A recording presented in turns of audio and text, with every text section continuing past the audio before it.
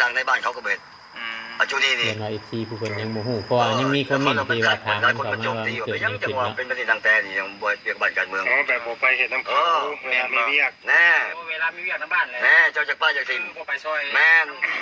บ้านนี้เขาจะให้มีเป็นระเบียบแบบแผนมานี่อันนึงอันสองทางคือทางพ่อนี่เนาะ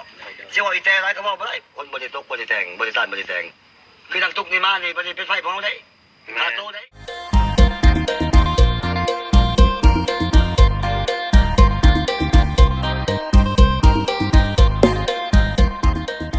ครับสบายดีเนาะพ่อแม่พี่น้อง FC เบิร์ดสุคนนะเพียงเนาะทางฝั่งลาวฝั่งไทยด้วยทางต่างประเทศพี่น้องที่เข้ามาเบิ่งมาชมเนาะคลิปช่อง YouTube ของเราใจกันด้อยพี่เนาะ V2 อีกคือเก่าคือเดิมพี่น้องเนาะทางน้องวิตี้เพิ่นดินไม้มันกระแทกกันมันเลยตัดไปพี่น้องเขามาอยู่ทางบ้านทางเฮือนหากระเดิกแต่โรงเรียนพี่น้องเนาะกระเดิกแต่โรงเรียนจะดินได้ไหมเด้อมันเพเด้อมันเพของพอเด้อ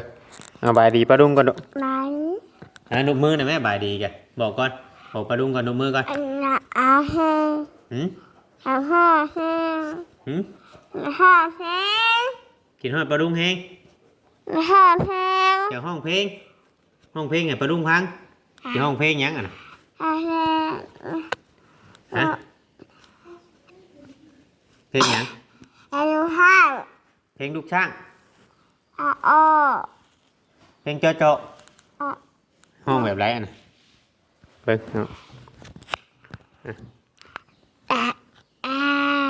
ห้องได้ไหมได้หมังหาบ่ไปโรงเรียนได้หมังยังไปโรงเรียนได้หมังหาเฮ็ดยังจังไห้เปิ้นจังไห้หมังหาได้มาหาแล้วได้หมังหาหมังเดียวจังหน่อยลงอีกบ่จังหน่อยน้อยเลยห้องน้อยเลยห้องลงกระไผน้องเลี้ยวลงพ่อหมู่ลายบ่ไปโรงเรียนน้องใหญ่หมู่ลายน้อยไปโรงเรียนนี่หมู่ลายเนาะน้อยอีด่าม่วนบ่ได้จากไปบ่ไหน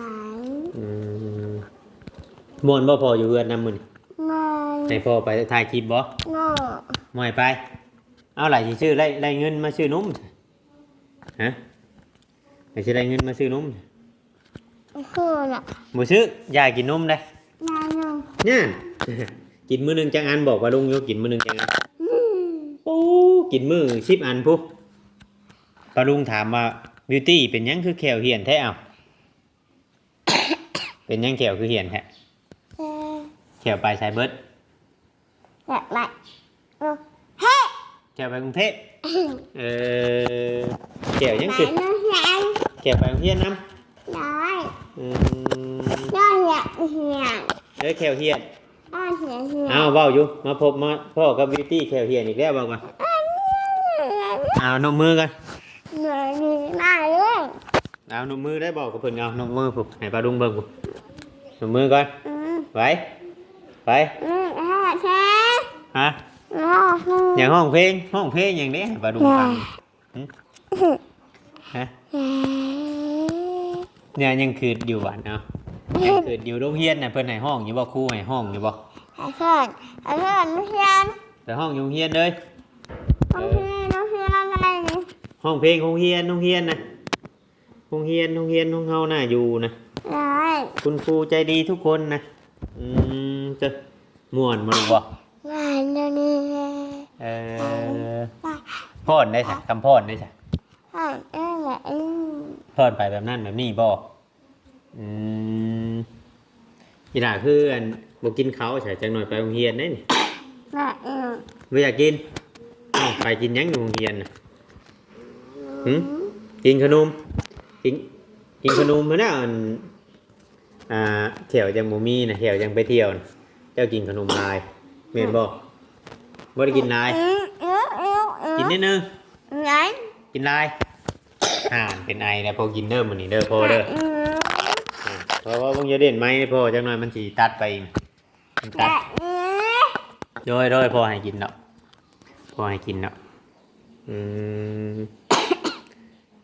พี่น้องเอ้ยเนาะ น้องบิวตี้อยู่เฮือน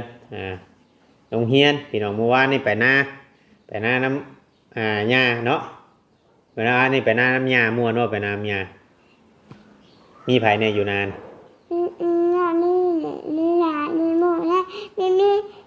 มีหลายคนจักคนเบิ่งนับเบิ่งก่อนจักอันอันนี้น่ะ2 นิ้ว2เบิ่งจักอัน50แม่นบ่10สิดอกนับอยู่นับนิ้วมืออยู่ให้กระดุงเบิ่งอยู่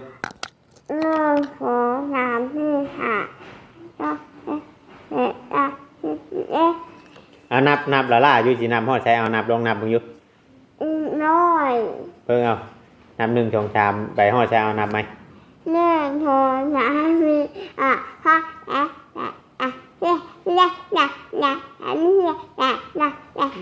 เฮ็ดจับดีเว้าบ่เข้าใจนี่เพิ่นบ่ชื่อขนมให้ได้1 2 3 4นะแม่อ้าวแม่อีหาอีหาอีแม่อีหาอีอ้ออีแม่อีอ้าวตัวแม่นคนไทยก็20บ่จ้ะเช้าเลยคนลาวมาหนูอยากนอนแน่ไปน้องพี่น้องดูบ่เวียงเขาเฮียนพี่น้องเนาะเขาเฮียนก็เลยเลิกเฮียนขึ้นมาก็ดีใจอยากให้พ่อเฮ็ดคลิปอยากให้พ่อเฮ็ดคลิปเลยอยากเข้ากล้องบาดบ่อยากเข้าก็บ่อยากเข้าบาดอยากเข้าก็อยากเข้าพี่น้องเนาะเขาห้ามเฮียนคือกันเว้าก็เว้าบ่แจ้งเว้ายังเว้าบ่ถ่องอยู่เพราะว่ายังน้อยคือเว้าหลายขณะเอื้อยก็จนเท่าใหญ่พุ่นน่ะพี่น้องดูบ่เวียงจนเท่าใหญ่แล้วเพิ่นจังจนจังอันนั้นเว้าเกี้ยงแน่ตอนนี้ยังน้อยอยู่เลยเว้าบ่อยากเกี้ยงเพราะว่าตอนนี้ยังอันนั้นอยู่พี่น้องเนาะพี่น้องก็คือว่าเฮียนอยู่ในบ้านเขาเองนะพี่น้องยังบ่ได้มีอนุบาลดอกพี่น้องเนาะเฮียนลงไปเป็นสอนเล็กน้อยลงไปพ่อนั่นน่ะชื่อพี่น้องเนาะเพราะว่าให้มันดื้อนั่นแหละให้มันดื้อคนให้มันดื้อกับครูอาจารย์เพราะว่าตอนนี้เพิ่นกำลังสร้างโรงเรียนอยู่เนาะแต่ว่ายังหาครูอนุบาลมาบ่ได้ว่าถ้าผู้ใดผู้มีเงินแน่เนาะเพิ่นก็เอาไปเรียนอยู่ข้างนอกเพิ่นสิมีอนุบาลเรียนอยู่ข้างนอกหรือว่าผู้เพิ่นมีแน่เนาะก็ต้องไปจ้างเรียนอนุบาลเนี่ยต้องจ้างเรียนเนาะเพียงเนาะแต่ว่าสำหรับอยู่บ้านเฮาก็มีแต่ป .1 เนาะป .1 ฮอดป .5 คือว่าเวียงเขาตะกี้พุ่นเนี่ยพี่น้องบ่ได้นั่นพี่น้องเนาะบ่ได้เข้าอนุบาลมีแต่เข้าป .1 เลยพี่น้องเนาะก็เลยบ่ได้นั่นมีแต่ว่าให้ลูกเรียนไปเนาะเพราะว่าเฮาก็เรียนไปแบบนี้นี่แหละพออ่านได้เขียนออกเนาะเพียงเนาะพอบ่กึ่งหนังสือพี่น้องเนาะเดี๋ยวนี้ก็หากะลงเรียนไปใช่มือลงมือบ่หั่นแหละเด็กน้อยเนาะตามภาษาเด็กน้อยเพิ่นอยากลงแน่ก็บ่อยากลงแน่ก็ใครยังสิใครกว่าแถวชนบทแถวบ้านเฮานะก็บ่ค่อยมีไผดอกบ่ลงเรียนก็ต้องลงเบิดทุกคนเนาะก็หากต้นๆได้ก็มีแต่ว่าลงเริ่มของป .1 ไปเลยเนี่ยพี่น้องเนาะมื้อนี้เนาะเพียงเนาะก็นั่งอัดคลิปอีกคือเก่าให้พ่อแม่พี่น้องได้เบิ่งได้ชมได้เห็นไปนำกันเนาะเพียงเนาะตามฮู้ไปนำกันไม่ว่าแต่ละคลิปบ่เวียงก็นั่งไล่คลิปหรือว่านั่งเบิ่งคลิปเนาะเอาพอคลิปบ่จิตเบิ่งเฮาสิมาถามตรงๆเลยเด้อในเรื่องของการเฮ็ดใบยุกย้ายครับทำมันไปยุกย้ายก่อนบ่ใบยุกย้ายนี่เท่บ่ออกไปดิชื่อว่าโอ้สุดเล็ก4,000คลิปเข้าไปถามทางครูยาคงเกี่ยวเนาะบ่เกี่ยวนี่ใบยุกย้ายมาก่อนน้องตุ๊กแต่ให้มาอยู่เนี่ยมันเป็นคนแน่นอนอีกว่าลูกหายตายไปอย่าให้มีผู้เบิ่งผู้แย่งก็ให้ชาวบ้านที่เมืองมันรู้แน่เนาะโทษมีนี่ถือเขารับผิดชอบว่าคนเขาแท้ในเรื่องว่าสมุนควรนี่ค่อยๆไปกันยังได้ไปดูกันกับตำรวจแล้วจังเมืองมันนะแต่ตัวนี้นี่เขาบ่ให้ปะให้มีแล้วจะถามเพิ่นว่าคันว่าแลนนี่แลนได้บ่เพราะว่าพอมันมี2คนที่กองบัญชาการหมดอยู่ไอ้ผู้พันกับผู้ห้องกับพันโทผู้ห้องกับพ มาโทษแต่ลุงศักดิ์เป็นหัวหน้ากองราชการอยู่นี่ อืม แล้วเขาเลยระวัง6-7,000ให้สำเร็จเลย ไปแล้ว เขาแลนให้เองเลย 60,000 บาทนี่ แม่นเจ็ดในแบบสบายเลยแบบว่าเขาโมยุงโบเกียวโบเต้นโบยาง สุดเพิ่นง่ายๆสุดแล้วแต่เพิ่นเนาะ ถ้าจะเอา อ่า เจ็ดดีๆแล้วก็เรื่องของเพิ่น สุดแล้วแต่เพิ่นนะว่าง่ายกัน ส เล อง ย เมืองนี่ เงิน7,000นี่ให้ไผ ตายคนแล้ว ตำรวจเจ้าหน้าที่บ่ ผู้พันในบ้านไหน เจ้าหน้าที่ จะให้เจ้าหน้าที่ด้วย อ่า หรือมอบด้วย เออ เอามาแล้วก็พอพาไป โอ้ให้พ่อพาไปเนาะโด แล้ว ย ก็มือได้มาก็ให้พ่อไปตามๆไปก่อน สมมุติว่ามีเนาะ มามี อันนี้แล้วเลย ว่าง่ายๆว่า บ่มีเดี๋ยว ไม่ยังทุกอย่าง บัดนี้น่ะคือ ไม่ยังทุกอย่างนี่ต้อง อยากนั่นพี่น้องเลยเนาะอยากเฮ็ดบ่ว่าหยังอยากเฮ็ดฮู้จักเบิดทุกเรื่องหากแต่ว่าอยากให้ผู้ใหญ่นี่ช่วยในการยกย้ายอันในเรื่องในการยกย้ายเนาะเพียงเนาะคืออันนี้ในความคิดของเบาเวียงเนาะเพียงเนาะคอมเมนต์สิคิดFC สิคิดเห็นต่างแนวใดนี่ก็ให้คอมเมนต์กันเข้ามาเนาะคือในความคิดของเบาเวียงนี่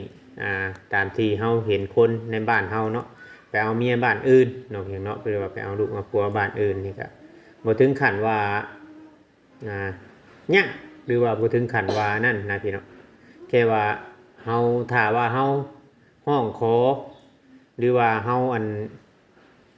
ห้องขอเป็นผัวเป็นเมียกันแล้วเฮาฮู้จักฮีตของประเพณีเนาะฮีต12ของ14ของประเพณีลาวเฮาแต่ว่าเฮาได้ใบได้โคกันแล้วนะมันก็บ่น่าจะมีปัญหาหยังดอกอันน้ำดังนะแค่ว่านั่นบ่ต้องว่าเล่นใบยุ่งง่าย 6,000 7,000 บาทถึงขั้นนั้นนะแต่ว่าอยู่บ้านเพิ่นเนาะตามที่เพิ่นเว้ามาเฮาก็บ่ฮู้คือกันมันจะเป็นแบบไรแต่ว่าตอนนี้ก็ FC ก็รอมาเฮามาเบิ่งการปฏิบัติการของทั้งบ่อเตียงเนาะเพียงเนาะเพิ่นตามพิกัดบนพ่อน้องเตอยู่เนาะเพียงเนาะว่าเพิ่นพ่อแล้วหรือยังเฮาต้องเข้าไปเบิ่ง FC อาจสิเบิ่งในคลิปแล้วแต่ว่าเวียงยังบ่ได้เบิ่งบ่เวียงสิเข้าไปเบิ่งตอนนี้แหละเบิ่งพร้อมๆกันครับ FC เลยเนาะพี่เนาะ โดยไอ้จอย คือว่าเรายัง ฮัลโหลไอ้จอย โอ้เรายังไปบ่ฮอดเนาะเพียงเนาะเรายังไปบ่ฮอดอยู่เพียงคือว่าเติบหนึงเนาะถามทางถามคนไปก็ถึกคำผู้ใดบ่มีความมันพยายามนี่คือว่า โดยนั่นเติบ คุยกับ ได้พี่ เพิ่นในเพิ่นว่าเจ้าของโรงงานชื่อปานน่ะบ่มีเพิ่นว่า อยู่มั่งหมด อืม นี่เดี๋ยวจะขี่ไปทางสุขุมวิทไกลๆนี่มันประทันทิศทางยางทิศทางยางน้อยเดียวกับแม่ เนาะ มาแล้วอีก ของซำนี้ก็พอได้จังหน่อย FC สิให้ฟังซำนี้ก็พอว่า FC ว่าเฮาเอาคลิปเขาเจ้ามาลงเนาะเพียงเนาะคือว่าการเฮ็ดข้าวหรือว่านั่นนี่ก็แล้วแต่เนาะเพียงเนาะแล้วแต่คนสิเฮ็ดหรือว่าผู้ใดอยากนั่งเฮ็ดนั่งเว้าเนาะเพียงเนาะออกความคิดความเห็นเด้เปลี่ยนแนวคิดกันว่าสิควรคิดเห็นแนวใดกับเรื่องนี้เนาะเพียงเนาะเว้าง่ายๆว่าเรายังไปบ่ฮอดพ่อน้องเตมื้อนี้อาจสิฮอดหรือว่าอาจสิยังบ่ได้ลงคลิปหรือว่าแนวใดมันบ่มีสัญญาณบ่คือว่าแนวใดเนาะพี่เนาะเพราะว่ามันก็บ่ได้ใกล้หรือว่าแล้วทางระยะทางของเราเดินนี่เราไปนี่ก็ในการเดินทางของเรานี่มันก็ไกลพอสมควรพี่น้องเนาะไกลพอสมควรแล้วก็ยุ่งยากหลายอย่างแน่แหละพี่น้องเนาะเพราะว่าต้องถามคนไปเรื่อยๆที่ว่าสิเดินทางไปนำกันนี่สิมีอยู่4คนเหมือนกันน้องเตทั้งบ่เตียงน้องเมฆเผายาวน้องเก่งเนาะตามที่เราเบิ่งในคลิป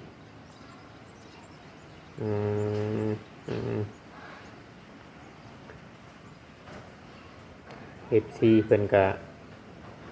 ส่งกำลังใจให้ทั้งบ่เตียงหลายคนพี่น้องเนาะทุกคนนั่นแหละบ่แม่นแต่ว่าทั้ง FC พี่น้องยูทูบเบอร์คือกันเพราะว่าในเมื่อเนาะยูทูบเบอร์หลายๆท่านทั้งบ่เตียงเราก็ได้เว้าออกมาแล้ว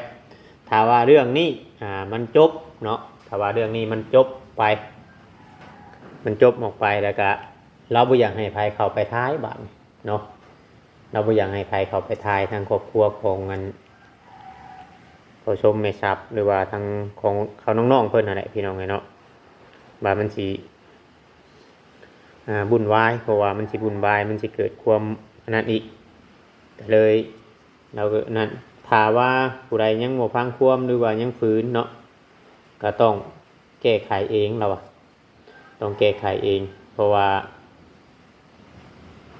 มันบ่นั่นเด้พี่น้องมันโมเมนต์เราเป็นคนเฮ็ดเราก็ต้อง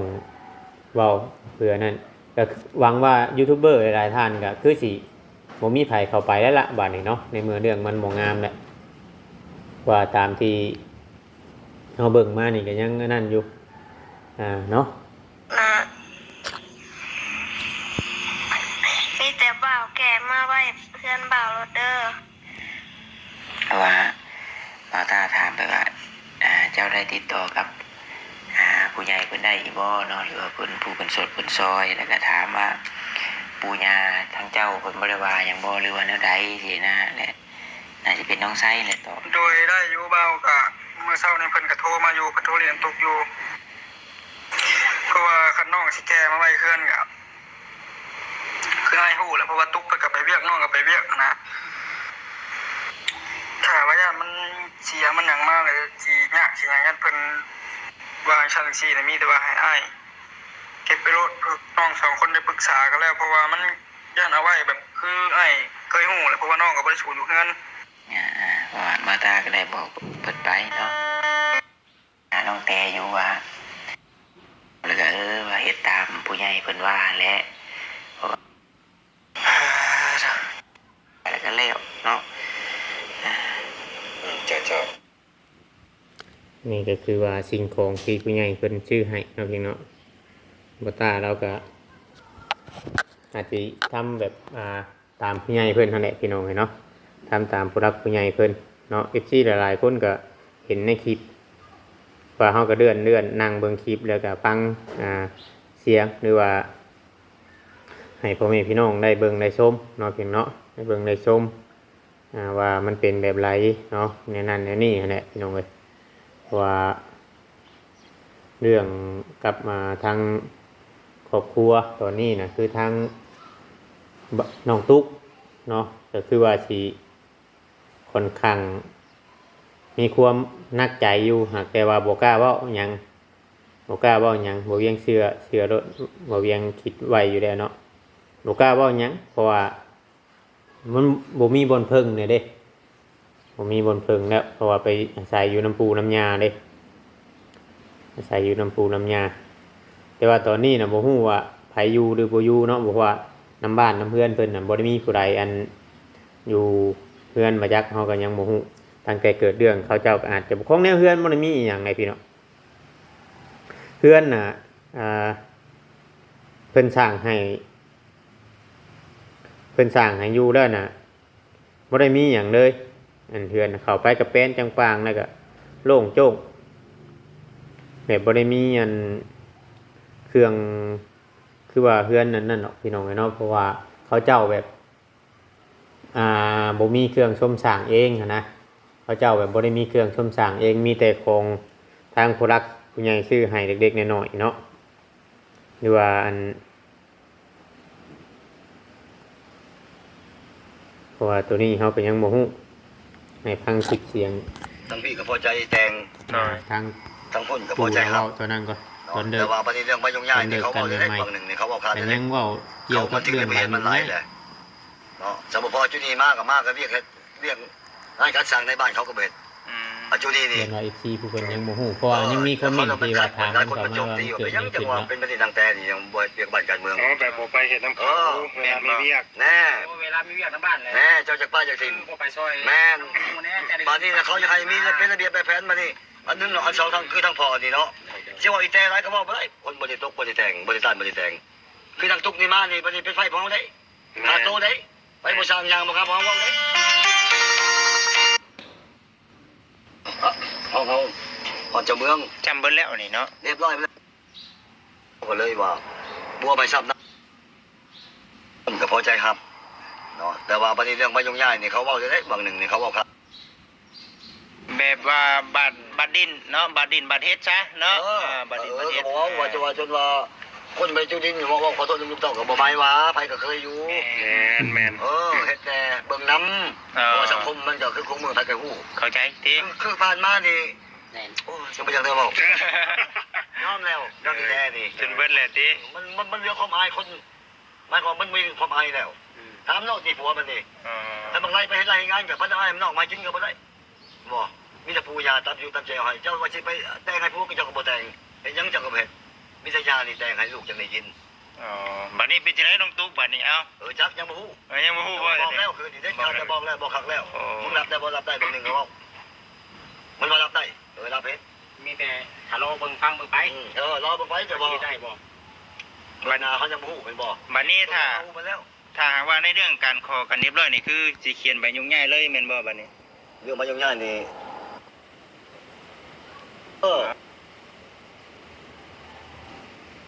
ก็ง่ายๆว่าทางอันปู่ทางย่าถ้าบ่เฮ็ดแดงเฮ็ดง่ายหรือว่าถ้าบ่เฮ็ดอยู่เฮ็ดกินเนาะตามที่ว่าเนาะตามที่เราเว้าในคลิปนี่เนี่ยอาจจะอยู่ยากคือน้องตุ๊กนี่อาจจะอยู่ยากอยู่แต่ว่าถ้าลูกผัวคือเห็นหรือว่าถ้าลูกผัวเป็นคนที่ช่วยเมียนะพี่น้องเฮ็ดหยังก็ช่วยลูกช่วยเมียนี่ลูกผัวนั่นนี่จังสิอยู่แบบง่ายเนาะจังสิอยู่ง่ายถ้าว่าผัวมันยังก็ให้เมียเฮ็ดอยู่เฮ็ดกินจังซั่นจังซี่นี่เฮาก็คิดแค่ว่าเล็กน้อยหั่นแหละพี่น้องเนาะคิดแค่ว่าเล็กน้อยหั่นแหละเพราะว่าทางน้องตุ๊กนี่ยังน้อยแฮง13-14 ปีนี่เฮ็ดกินยังบ่เป็นสิใครโคยังบ่หลงครับบ่ง่ายๆท่าน้อยเนาะเลยก็คิดว่านางบ่กล้าปะกล้าเว้าปานใดคำเฮาสิถามหลายจี้จั่นหลายก็เว้าฮอดบ่เป็นอะเพื่อน FC เห็นนั่นแหละว่าปู่ย่าเพิ่นว่าอยากให้อยู่เฮ็ดกินเฮ็ดแดงเฮ็ดง่ายให้ลูกให้ผัวแต่ว่าเฮ็ดก็ซ้ำเราเฮ็ดนั่นแหละพี่น้องเนาะซ้ำเราเฮ็ดนั่นแหละเด็กน้อยเพราะว่า14 ปีเนาะ14 ปี15 ปีนี่แหละสูงสุดแหละ15นี่ปะจักบ่อยากฮอดใช่มั้ยจ๊ะทางผัวว่า21 ปีทางครอบครัวเรือนซานของปู่ของย่านี่ก็เพื่อเป็นครอบครัวใหญ่เนาะมีแต่ลูกชายเบิดน้องเนาะในเรื่องอันนี้ก็ยังบ่ฮู้ว่ามันสิจบลงแบบไรเพราะตอนนี้ก็มีแต่กระแสสังคมออกมาวิพากษ์วิจารณ์กันความคิดเห็นต่างๆนานาเพิ่นว่าทางที่ดีเพิ่นคอมเมนต์กันเข้ามานะพี่น้องเพิ่นว่าทางที่ดีนี่ให้ยกเป็นชื่อของบ่อเตียงเนาะชื่อของบ่อเตียงเนี่ยคำว่าบ่อเตียงให้อยู่เนาะให้อยู่ก็อยู่ทางที่ดีให้เอาออกเบิดเพิ่นว่าชื่อเนาะชื่อของเขาเจ้าแต่ว่าบ่อเตียงให้อยู่เลยอยู่แบบนี้นะคือว่าจะเอาเป็นชื่อแต่น้องแต่ผู้เดียวตอนที่เพิ่นเริ่มแรกผู้ใหญ่เพิ่นจะชื่อให้ แต่ทำบิดน่ะเนาะพี่น้องเพิ่นจะชื่อให้แต่น้องแต่ผู้เดียวบัดนี้ทางน้องแต่บัดคิดเห็นว่าผัวเนาะพี่น้องเนาะสมมุติว่าตั้งแต่แรกนี่คือน้องแต่แล้วว่าคำว่าให้เป็นชื่อแล้วผู้เดียวตั้งแต่แรกเรื่องมันแฮงสิเกิดขึ้นก็ตั้งแต่ตะกี้พุ่นพี่น้องเนาะอันนี้แหละเลยมาเป็นชื่อของคน FC ความคิดเห็นของ FC ส่วนหลายนะว่าอยากให้เป็นชื่อบ่อเตียงเนาะพี่น้องแล้วก็เดี๋ยวนี้ก็ทางบ่อเตียงเพิ่นก็สิทำตามจุดประสงค์ของผู้ใหญ่นั่นแหละพี่น้องเนาะเพิ่นสิให้เป็นของไผกันเนาะคำว่าเด็ดขาดคือผู้ใหญ่เพิ่นเด็ดขาดตั้งแบบคล้ายๆว่าบ้านผู้ใดได้นำหาเนาะพี่น้องใกล้ๆกันฮะบ้านหลังใกล้ๆกันที่เขตที่บ่อจันทร์ไปสร้างเนาะพี่น้องเนาะของเขาจำได้คือว่าคนชื่อA ชื่ออย่างนี้แหละพี่น้องเนาะทางบ่อจันทร์เราผู้ใหญ่เพิ่นเขาอยากขายแบ่งกันนะเขาอยากขายแบ่งกันผู้ใหญ่เพิ่นอยากยึดคืนเนาะพี่น้องเนาะผู้ใหญ่เพิ่นยึดคืนให้ผู้ใหม่ให้ครอบครัวอื่นมาอยู่ให้ครอบครัวที่ว่าอยากอยู่ดีแบบบ่มีความแบบนั่นนี่นะพี่น้องเนาะแล้วก็ทางบ่อจันทร์เพิ่นทางผู้ใหญ่เพิ่นเด็ดขาดก็ทางบ่อจันทร์เพิ่นก็เอาผู้ใหม่มาอยู่เนาะใน2คนนั่นก็แยกย้ายกันไปเลิกลากันไปแล้วก็จบเรื่องมันก็บ่ได้อันนั้นปานใดตัวน่ะเนาะอันนี้ก็ อันนี้เขาก็ต้องรอพักคำตอบจากทางบ่เตียงเพิ่นเอาทั้งลงไปหาทั้งโพน้องเตได้ก็ไปเอาไว้สนุกกับอันโพน้องเตมากับน้องๆน้องเพียงเนาะไปเบิ่งว่าเพิ่นสิได้มาคุยกันแบบใดเราก็ต้องพังพายซีเบิ่งชมไปนำกันน้องเพียงเนาะเพราะว่าตอนนี้นั่น ไปก็ยังเว้าไปลอยๆว่าสิเป็นของผู้นั้นผู้นี้ไปก็ยังเว้าบ่ได้เพราะว่าเราต้องรอเบิ่งน้องเพียงเนาะนำเสนอข่าวให้พ่อแม่พี่น้อง FC ได้เบิ่งได้ชมนํกันถ้าว่าผิดพลาดหรือว่าเว้าบ่ถึกหูไผหรือว่า FC หลายๆคนเพิ่นว่ามาก็กระทรงกระแสก็แล้วแต่เพิ่นพี่น้องขอแค่ว่าเข้ามาเบิ่งน่ะคอมเมนต์ความคิดเห็นเนาะแลกกันหรือว่าแบบนี้สมควรจะเป็นของไผหรือว่าแบบนี้จะสมควรจะเป็นของไผเนาะแต่ FC ก็คือสิฮู้แล้วล่ะคือบ่เตียงแล้วเว้าคือสิฮู้แล้วล่ะนะพี่น้องเนาะเรากันไปพี่น้องเนาะคือว่ารวมๆบ่เวียงก็นั่งเว้าคลิปให้ FC ฟังคือเก่าสิถือสิผิดก็แล้วแต่ FC สิว่าเด้อพี่น้องเนาะสำหรับคลิปนี้ก็ไปก่อนแหละพี่น้องขอกล่าวคำว่าสบายดีเนาะ